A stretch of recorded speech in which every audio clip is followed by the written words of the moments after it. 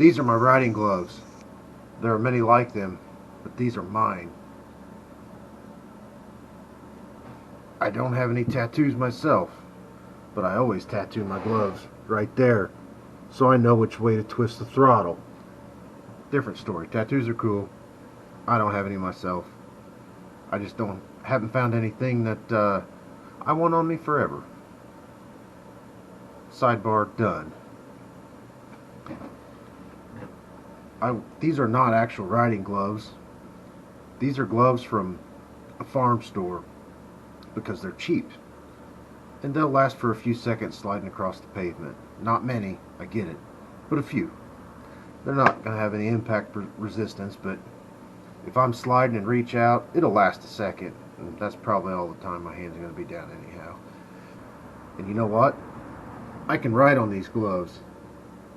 When I'm worried about my phone bouncing around or getting lost out of the pouch on my Goldwing because I haven't found a suitable mount because it's an old Goldwing and there's plastic stuff all over the handlebars, you just write it down and then you glance, like in the olden days when people read maps, because you know that's what you had to do. You couldn't just follow the dot on your phone forever until, oh, I'm where I'm at. I use this to get through Chicago on the interstate. Not this glove, those gloves are retired, I wore those out, but anyhow, I use this method on my way to Milwaukee to the Harley-Davidson Museum because I didn't have a good GPS, I didn't have a very good smartphone, and yeah, it worked. I got there, I got home, there's lots of writing on my gloves, but man, was it a good time. And I didn't just feel like I was chasing a blue dot. And there's nothing wrong with chasing the blue dot. I've done that too. Something about cracking open the atlas and looking at it and planning your trip that is not the same as chasing the blue dot. I can't exactly explain it. And you figure out where you're going. Well, that's hard to read on a bike. So if you write your turns and whatnot, your roads, where you're heading, you can follow your glove. It was scary. Pretty sure I took some wrong turns, but you know where I still ended up? Milwaukee, Wisconsin, at the Harley Museum. And that was awesome too. There's just something different about using a map. It's not convenient. It's more convenient than using the stars, but it's not very convenient. But you know what? If the phone dies or something, you can crack open that atlas. You can flip through. You can look at the roads. It's gonna be pretty good. Like, the information you're receiving is gonna be pretty accurate. The map's not gonna say, hey, there's a wreck up ahead, you might want to go this way. But that doesn't matter. It's all part of the adventure. You feel like, I feel like following the map is a little more exciting, a little more,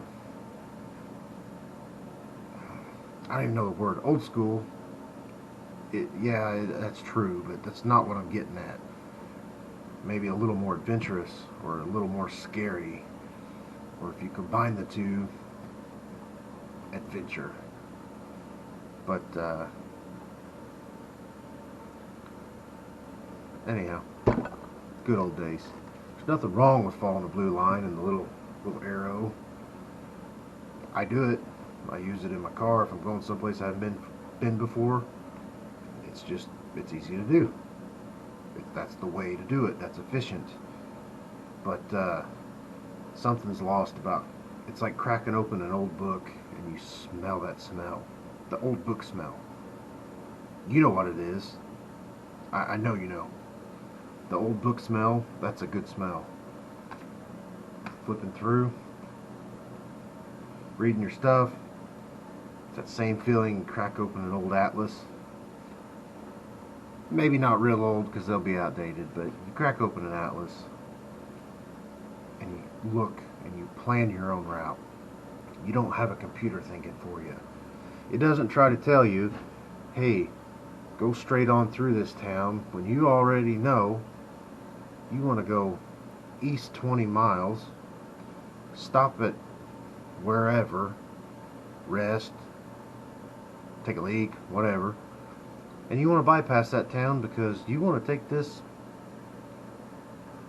highway that is not the 4 lane, not the fastest, not the most fuel efficient, but that's where you want to go. And you know what?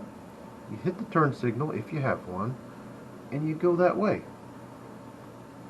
Can't be beat, really.